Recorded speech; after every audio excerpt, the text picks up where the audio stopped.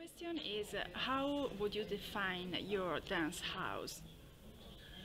So Tanzhaus Zurich, this is a house for creation and for residencies and also reflection about dance. So we are rather not inviting guest performances throughout the year, except in 2 festivals, but we are supporting artists to create their work and to also doing research if they wish. They can use as many weeks in the space as they like, and then the second focus is actually to kind of make it possible that they meet also, but not in a forced way, just in a way that it happens organically.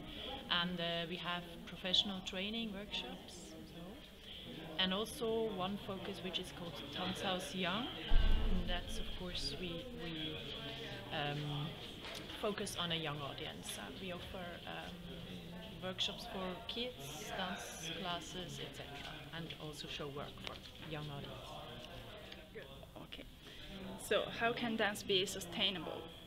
So for me it's very important to focus on a single artist, or I mean several, but if I face an artist I want to get to know him and I want to really support him in whatever he needs to develop, and this is a long-term relationship which contains already the word sustainability for me.